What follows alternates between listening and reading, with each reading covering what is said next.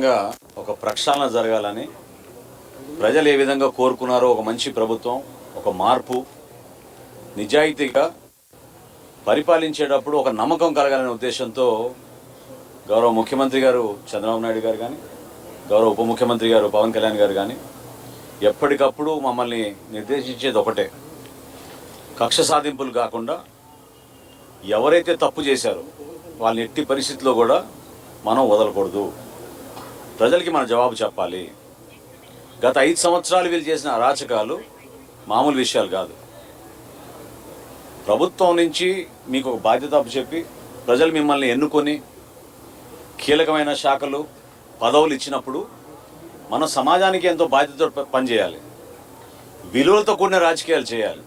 అది వదిలేసి స్వలాభం కోసం, కుటుంబ ఆస్తులు పెంచుకోవడానికి కోసం వ్యవస్థని దుర్వినియోగం చేసుకుని ఎవరు కూడా మమ్మల్ని ప్రశ్నించలేరు అనే అహంకారంతో వీళ్ళు చేసిన అవకతవకలు మామూలు విషయం కాదు.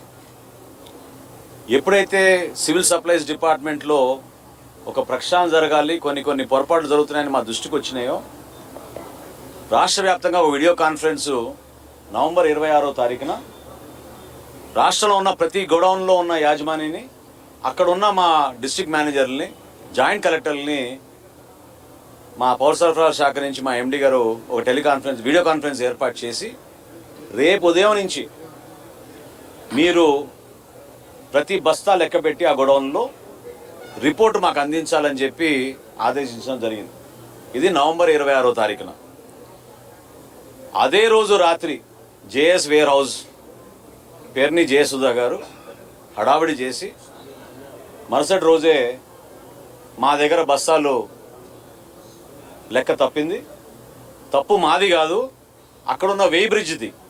అంటే ఇట్లా 2 గోడౌన్లు పక్కన ఉంటే ఈ గోడౌన్లో తీసుకెళ్లిన సరుకు మరి మేము నిర్ధారించిన మేరకు పొరపాటు మాదని మేము ఒప్పుకుంటున్నాం అని వాళ్ళే స్వయంగా ప్రకటించారు, వాళ్ళే లెటర్లు రాశారు.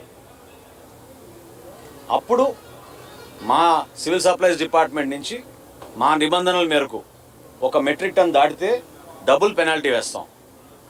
ఆ విధంగా నిర్ధారించి వాళ్ళని 1,71,00,000 రూపాయలు వాళ్ళు కట్టాలని, ఇమీడియట్గా వాళ్ళపైన క్రిమినల్ కేసులు తీసుకోవాలని 27వ తారీఖున మా సివిల్ సప్లైస్ ఎండి గారు అక్కడున్న మా జిల్లా యంత్రాంగానికి, జాయింట్ కలెక్టర్ గారికి, ఎస్పీ గారికి ఉత్తరం రాయడం జరిగింది. ఆ రోజు నుంచి కూడా వీళ్ళు సహకరించలేదు. నోటీస్ ఇచ్చి మీ గోడౌన్ని మేము వెరిఫై చేయడానికి వస్తున్నామని జాయింట్ కలెక్టర్ గారు పంపిస్తే వీళ్ళెవ్వరు కూడా అక్కడ లేరు, సహకరించలేదు. చివరికి పంచనామా చేసి పోలీసుల సమక్షంలో గోడౌన్ తాళాలు పగలగొట్టి లోపలికి వెళ్ళి వెరిఫై చేసి రికార్డ్స్ అన్నీ కూడా సీజ్ చేయడం జరిగింది. మా దగ్గర ఉన్న లెక్కలు, అక్కడున్న స్టాక్ రిజిస్టర్లు, పక్క గోడౌన్లో ఉన్న స్టాక్ రిజిస్టర్లు ఇవన్నీ చెక్ చేసిన తర్వాత జాయింట్ కలెక్టర్ గారి రిపోర్ట్ మేరకు 378 మెట్రిక్ టన్నుల బియ్యం అక్కడి నుంచి మాయమైంది. దీనికి ఏం సమాధానం చెప్తారు? అనవసరంగా మీరు ఒక ప్రెస్ కాన్ఫరెన్స్ పెట్టి, అంటే మీ కుటుంబ సభ్యుల పైన పేర్లు పెట్టమని మేము ఏమైనా చెప్పామా?